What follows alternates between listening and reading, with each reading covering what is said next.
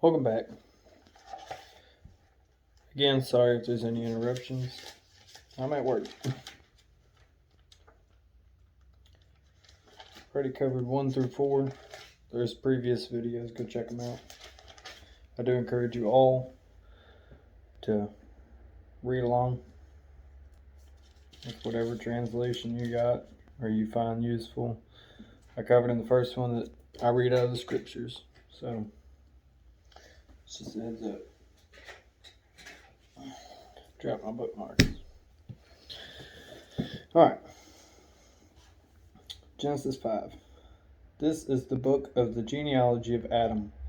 In the day that Elohim created man, he made him in the likeness of Elohim. Male and female he created them. He blessed them and called their name Adam in the day they were created. And Adam lived 130 years and brought forth a son in his own likeness after his image and called his name Sheth. And after he brought forth Sheth, the days of Adam were 800 years. And he brought forth sons and daughters. So all the days that Adam lived were 930 years, and he died. And Sheth lived 105 years, and brought forth Enosh. And after he brought forth Enosh, Seth, we know it as Seth. Seth lived 807 years, and brought forth sons and daughters. So all the days of Seth were 912 years, and he died. And Enosh lived 90 years, and brought forth Canaan. And after he brought forth Canaan, Enosh lived 815 years, and brought forth sons and daughters. So all the days of Enosh were 905 years, and he died. And Canaan lived 70 years, and brought forth Mahalalel.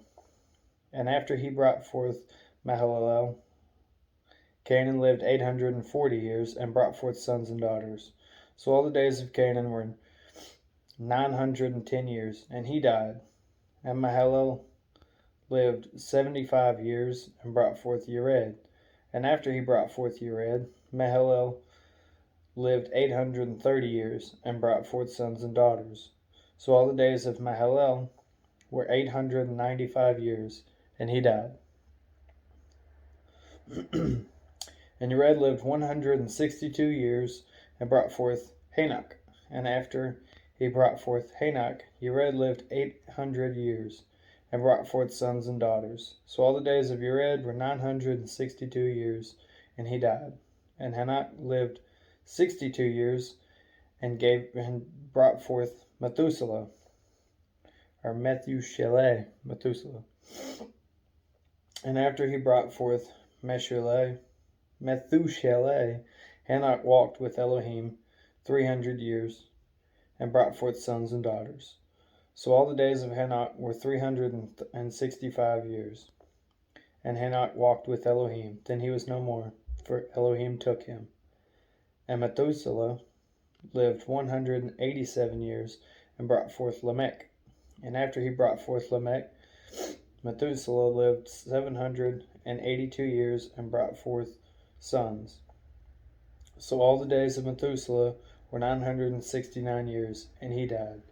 Oldest living man, Methuselah. That's why you always hear the comment, "Oh, you're older than Methuselah." Sarcasm.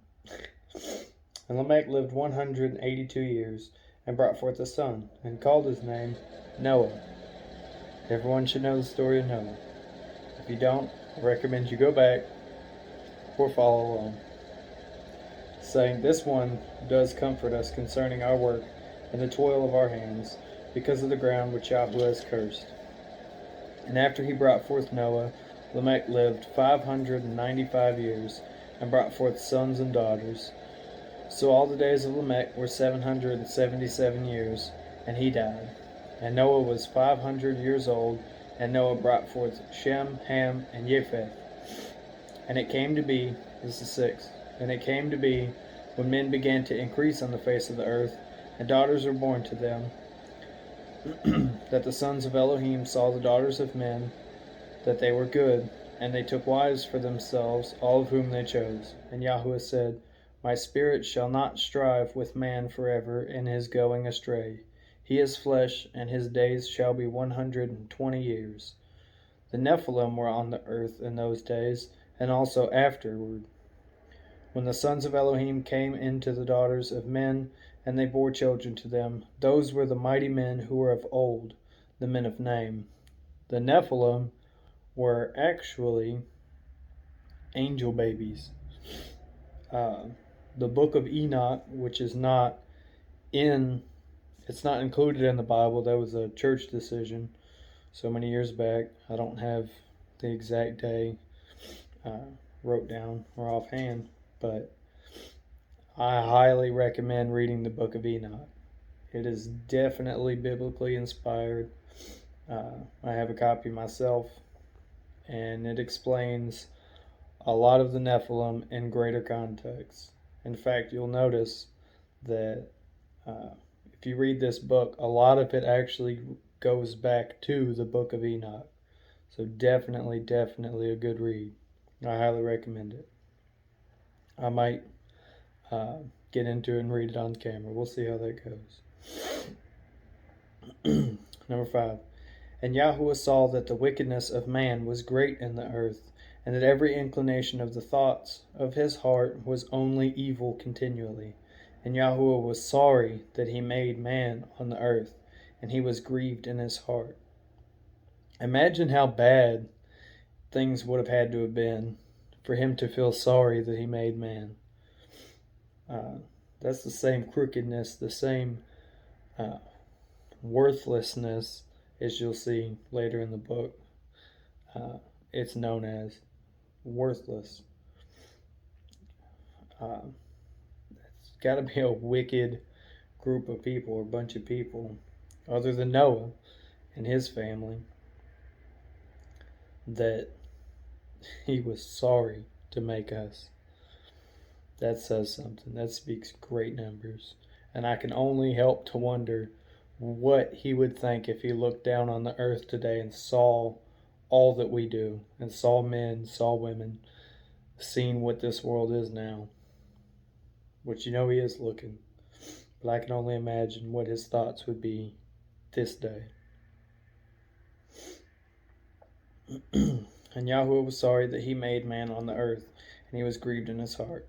And Yahuwah said, I am going to wipe off man, whom I have created from the face of the ground, both man and beast, creeping creature, and birds of the heavens, for I am sorry that I have made them. But Noah found favor in the eyes of Yahuwah. This is the genealogy of Noah. Noah was a righteous man. What is righteousness? Well, let's just flip over.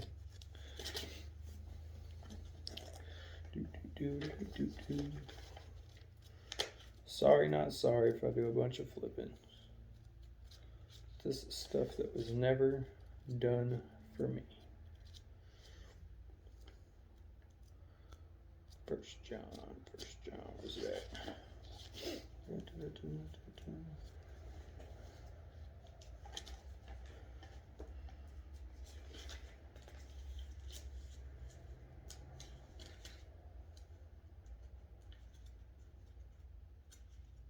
If I can turn this down the page. Alright.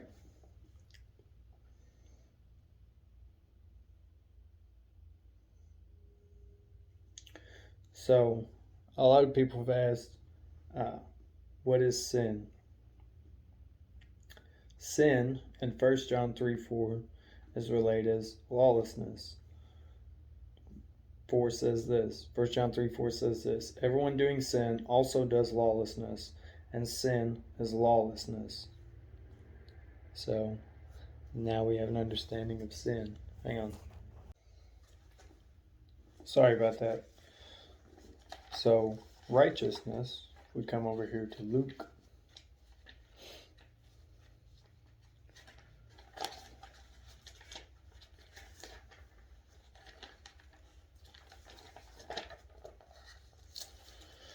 Luke 1, it's 3.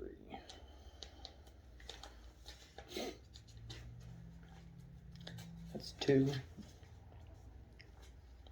There's 1.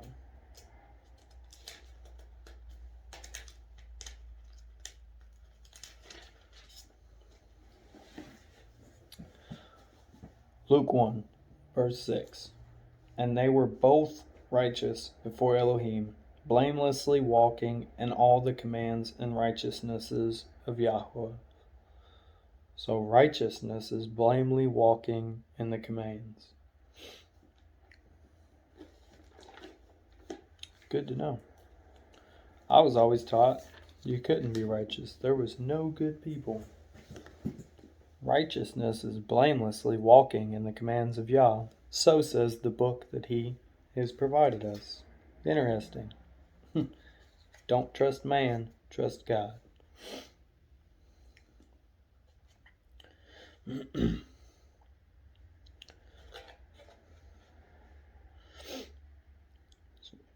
Noah was a righteous man, perfect in his generations. Noah walked with Elohim. And Noah brought forth 3 sons, Shem, Ham, and Japheth. And the earth was corrupt before Elohim, and the earth was filled with violence. And Elohim looked upon the earth and saw that it was corrupt, for all flesh had corrupted their way on the earth. And Elohim said to Noah, The end of all flesh has come before me, for the earth is filled with violence through them. And see, I am going to destroy them from the earth. Make yourself an ark of gopher wood. Make rooms in the ark, and cover it inside and outside with a covering. And this is how you are to make it. The length of the ark is 300 cubits. Its width is 50 cubits, and its height 30 cubits. Make a window for the ark, and complete it to a cubit from above. And set the door of the ark in its side. Make it with lower, second, and third decks.